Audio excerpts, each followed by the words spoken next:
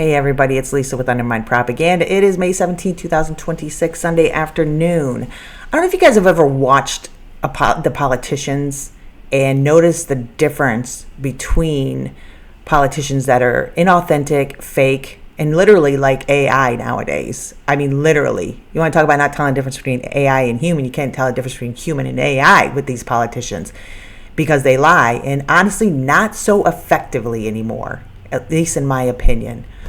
These politicians, they lie about how the billionaires are the job creators. They lie about how there's fraud and abuse and we need to cut all these social programs when the fraud and abuse really exists at the top.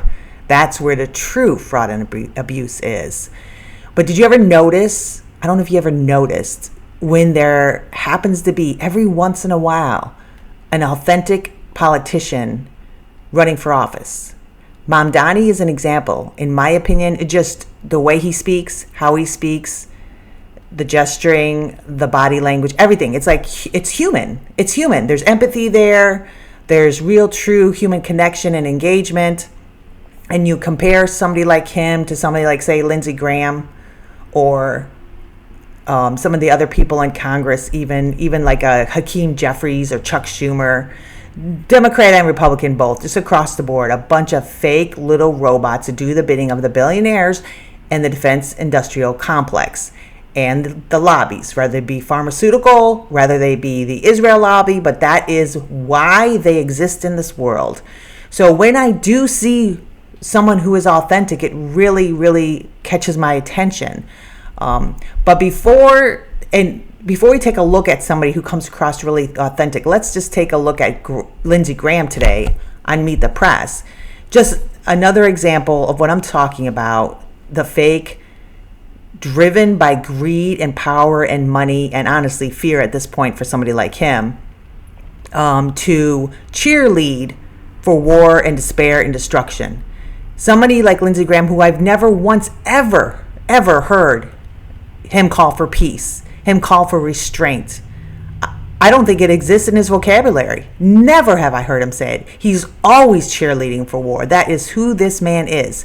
He does the bidding of the Israel lobby. He does the bidding of the defense contractors. He does the bidding of Trump. So let's go ahead and see if he stays true to form here on Meet the Press and see what he has to say when he is asked about the war in Iran. Okay, here Kristen Welker asked him if he is calling for new strikes on Iran. And like I said, you will not hear him say, well, I think we should show some restraint, see if we can make a deal. Perhaps the right course isn't to restart this war and cause even more damage to not only Iran, but to us and to the global economy and to innocent civilians. You won't hear him say that.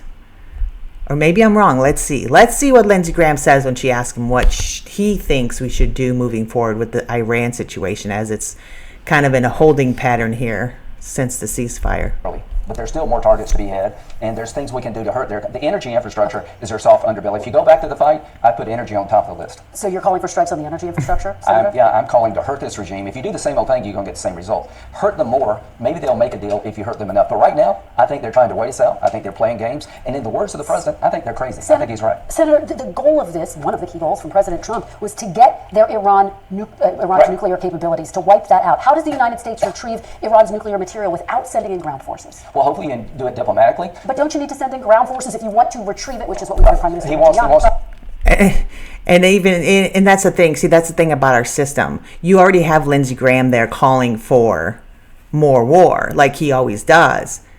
But even Kristen Welker, considered a liberal show, Meet the Press, which is a joke.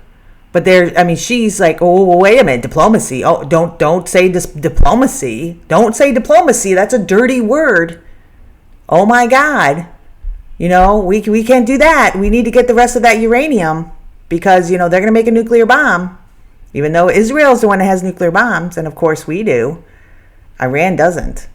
But it's just fascinating to me. It's a very, very good example of how it is the entire system and not just one politician, or honestly, not just Trump, or not just the Trump administration.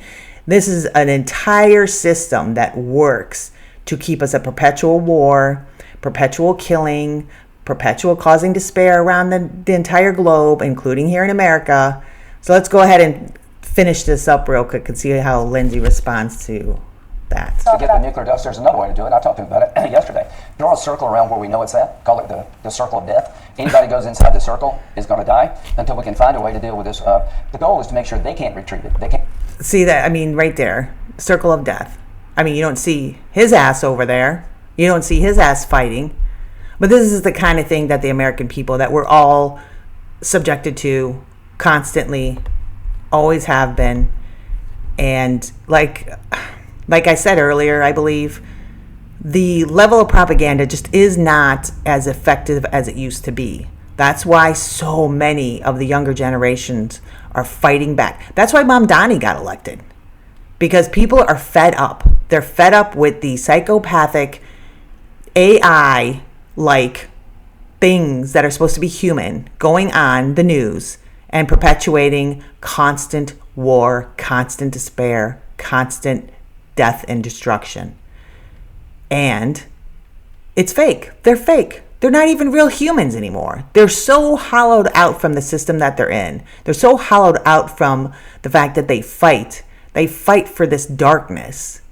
So anyway, comparing Lindsey Graham and all the other politicians, Hakeem Jeffrey and Chuck Schumer, I mean, all of them, they're all, once in a great while, you'll get somebody, but they're starting to pop up here and there. And as the elections come up, I'm following this closely, though I'm not necessarily somebody who thinks we can vote our way out of this. I don't think we can. I think that ship may have sailed. I certainly hope I'm wrong.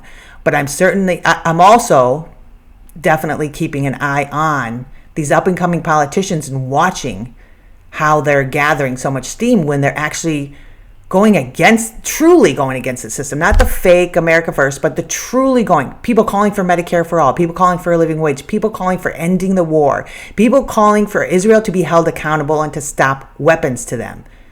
People that are doing things that would be considered really risky is now starting to pay off. It paid off for Mamdani. He won. He won in a considerable way. And there's another person who's running in Maine against Susan Collins. He also came out of nowhere. He's had everything thrown at him, and he's continuing to have everything thrown at him. And he has surged in the polls regardless of this. His name's Graham Platner. And I saw a video clip of him, and it just really hit me, just the authenticity that comes through when he's sitting here sharing about his experiences in the war that all these war hawks like Lindsey Graham cheerlead for. He shares his experience fighting for these oligarchs, fighting for these defense contractors. So let's go ahead. I'm going to shut my mouth and quit talking. And let's go ahead and take a look at this video clip of Graham Platner and see if there's a difference in the actual authenticity and human nature of this man.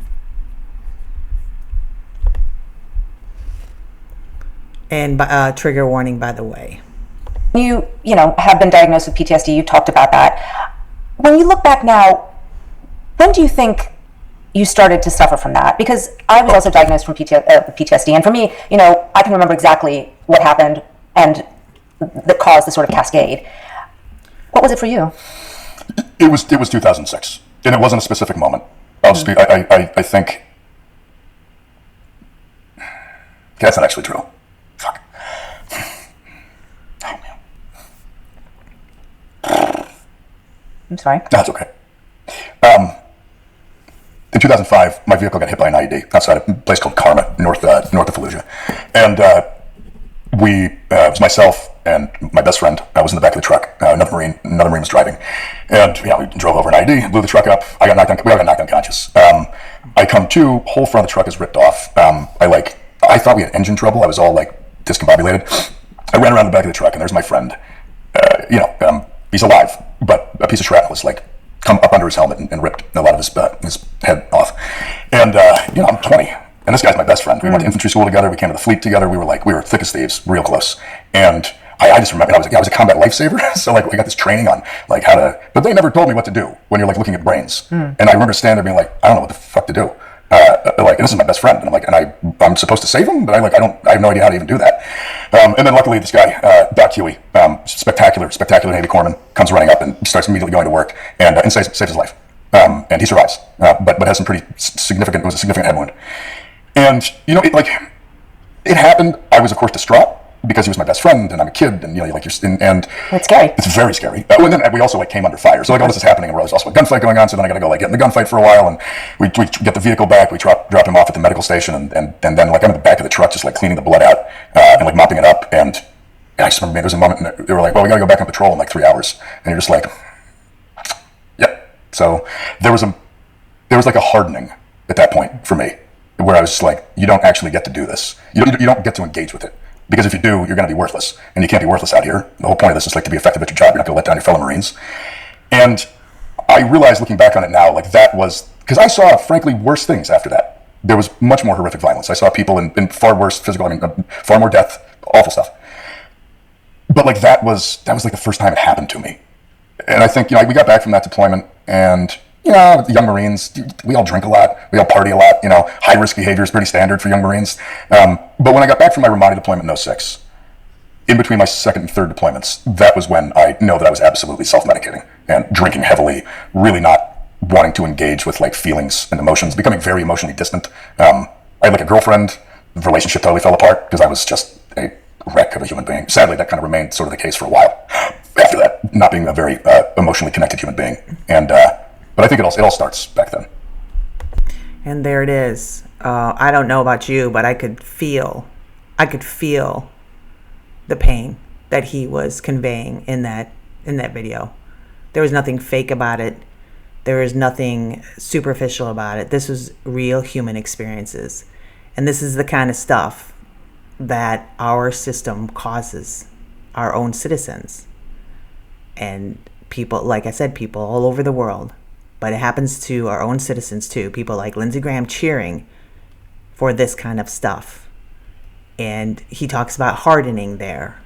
And there's nearly 18 veteran suicides a day. And is it any wonder with what we put them through? We oftentimes take their lives, but when we don't take their lives, we take their limbs. And we take their soul, and we take their ability to have meaningful relationships with other people and with themselves. And thank goodness that Graham was able to work through this and come out the other side. And now he's running for Congress. So 100% support this guy. Like I said earlier, I don't know if electoral politics is the way out of this mess anymore because we are so far deep into this hole that ship may have sailed. But what is hopeful is that, for me, is that not only these people that are running for Congress and their ability to be, sounds so simple, but their ability to be human, their ability to have empathy, their ability to be authentic, and to share stories that are so deep and personal, and how they honestly link to the system that we're in so blatantly. But not only is that hopeful, people like Mom Donnie, people like Graham Platner, what's hopeful is all the support they're getting. So there are so many people in America that want this. They want a different system. And a different system is possible. All right, guys, thank you so much to anybody that listened. If you found anything at all of value, please subscribe. It is free. Share, like, comment. Let me know what you think. Do you think Graham Platner is somebody that would be a good politician? Do you think he's authentic compared to the rest? Do you think that I'm full of shit and he's full of shit? Anyway, shout out real quick to the subscribers: PT0311, David Cordero, Susan Chapman, Hank Roos, and Eileen Anithned. I appreciate you guys more than I can convey. Alrighty, thanks again to anyone that listened, and I hope you find some peace in the rest of your day. We'll talk to you later. Bye.